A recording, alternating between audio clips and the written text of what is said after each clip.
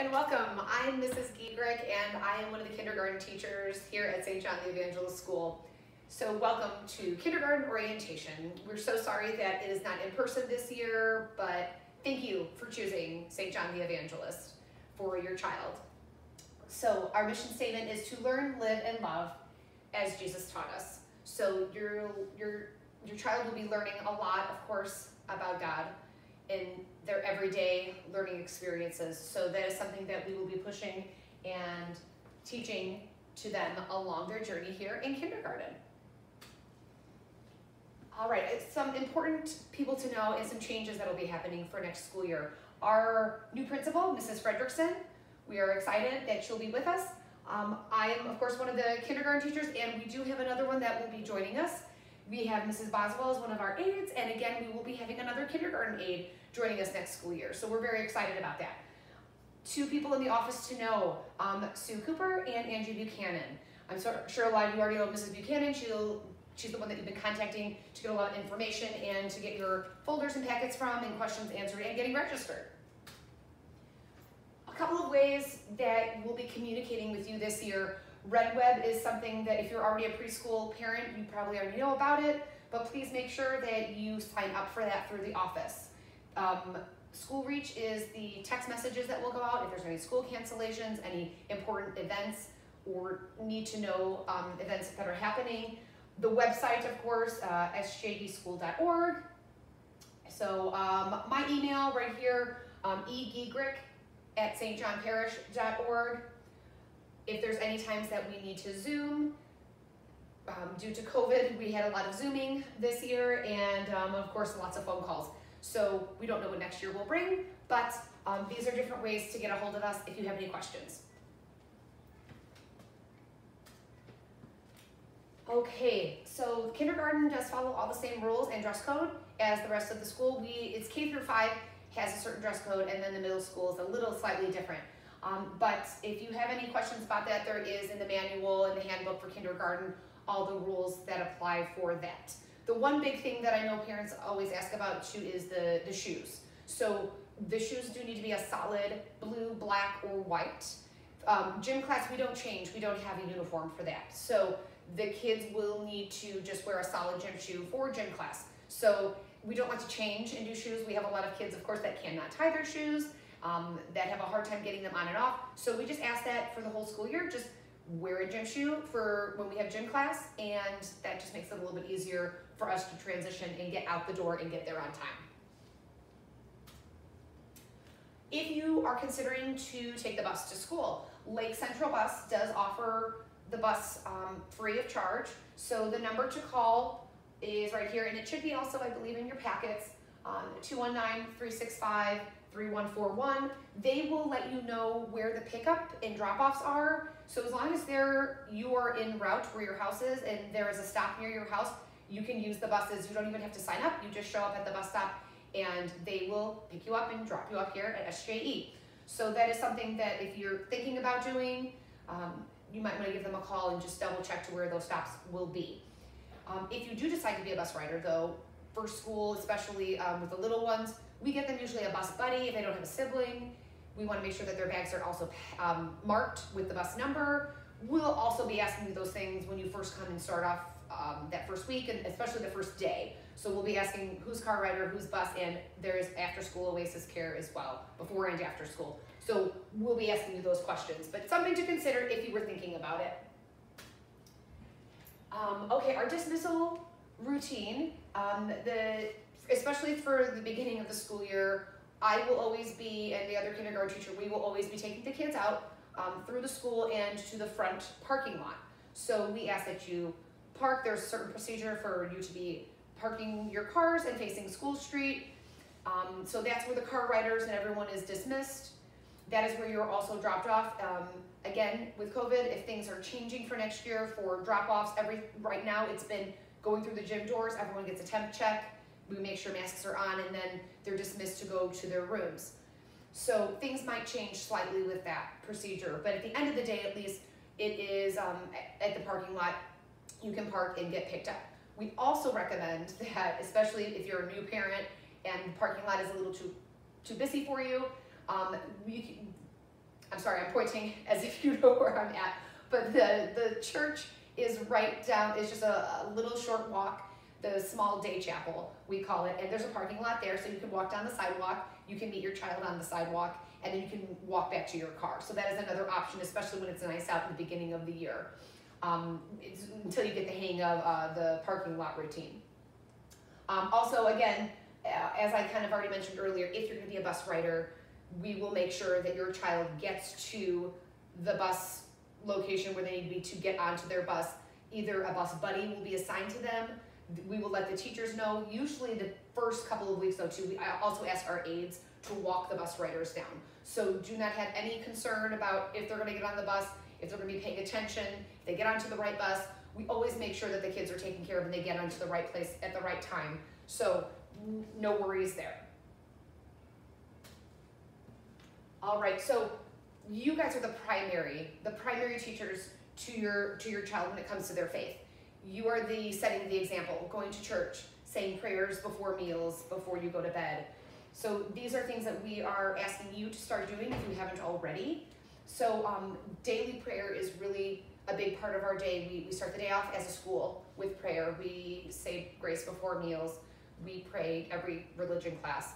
So there will be a couple of prayers that we'll be practicing. We don't expect you to come in knowing all of your prayers, so that's something that we'll be doing, but every quarter we'll be adding a different prayer. So if there's a prayer that you would like to work on or you need the words for as well, we can get those to you. But please make sure you're practicing. Please make sure that you are setting the example for your child. Going to Mass, I know that has been a little tough also this year due to COVID. We have not even been able to attend Mass. So we ask that if you are able to attend, please do. Again, set the example for them. We ask that you do not bring snacks and games and things for them to play. Have them sit, have them listen, explain the homily to them, explain the Bible stories that are being read. So we are working on that church behavior, especially when we're getting them ready for first grade, when they are going to be going to Mass weekly. As far as that too, practicing the sign of the cross, that's always actually a tricky one. Just starting with the correct hands and going in the correct directions. So we'll be practicing all of those things, but if you haven't started already, that's a good habit to start doing already with your child. So just a couple of things to be thinking about. And if things change for next year, we will be attending Mass actually on a weekly basis. We had 8th grade buddies that we would pair the kids up with, and they would sit with their buddy, and the buddies would kind of help them to remember, prayer hands, when to kneel, when to sit, and holding the books for them, the hymnals, so they can sing along and follow along. So we don't know what next year will bring, of course, and what rules, but as far as Mass, we do watch Mass every Friday and when it's live streamed, so the kids at least get to see it. Okay, reading daily with your child. You'll see every night we get homework. So homework, there'll be a reminder on there. Please read with your child. Just read a story tonight. We do something called Accelerated Reader that I'll explain later on, but that is a great time for you guys to be reading, asking those comprehension questions. What happened? Where did they go? What happened? What occurred after they did this? Asking just those little questions. Dig a little bit, see if they can retell the story back to you. So that's what we're kind of looking for. So comprehension is a big thing for kindergarten. We want to know, after you read it, did they even understand and comprehend what was read to them? So they love stories. Kids love books.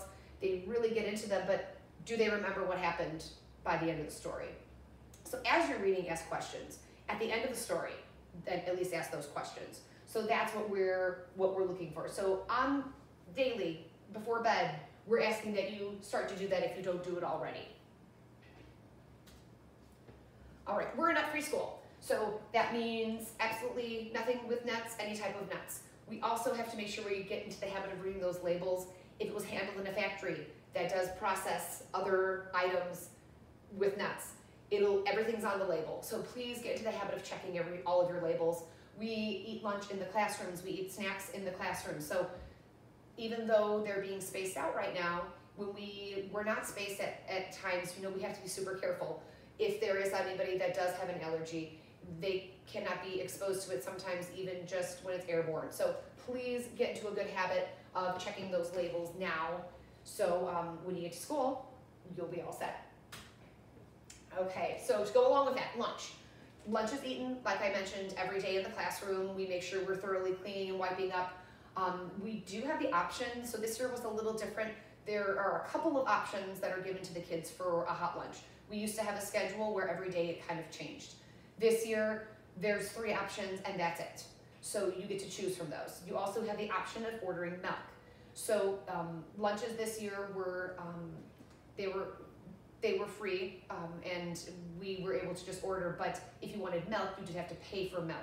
So again, all of this could be changing for next year. So I will update everybody as far as lunches go, but as far as packing a lunch, make sure that you have a lunch bag ready to go. You can pack things. Everyone has all kinds of different ideas for lunches as far as containers and things go, but just bring your own lunch bag. You can use a paper bag, it's fine, but it will be sitting in their backpack throughout the day. So having some type of insulated bag is probably a great idea. Cold packs, things like that, if you want something to stay cold.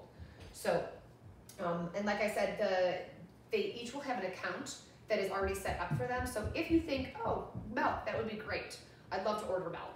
Well, you can send in money in their folder in the beginning of the school year and say, I'd like to put this money onto their account for milk. So then if they want to order whenever they want, they can just go ahead and order. So we don't have to worry about them. A lot of kids will, who wants milk? Well, half the class is raising their hand.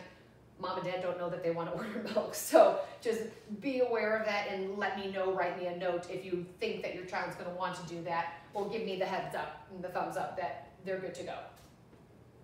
All right, so this is just an overview of our everyday. So every day we are hitting reading, math, phonics skills, science and social studies. We go back and forth throughout the week.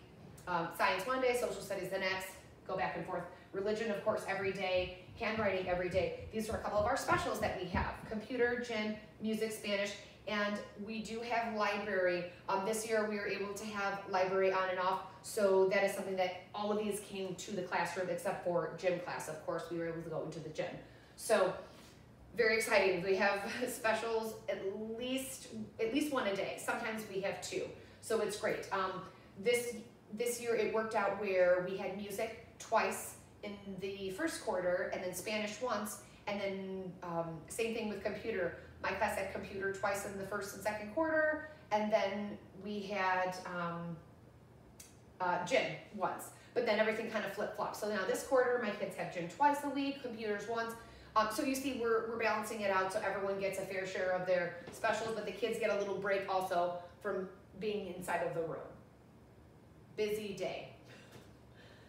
Okay, so that is really all I have to go over for right now.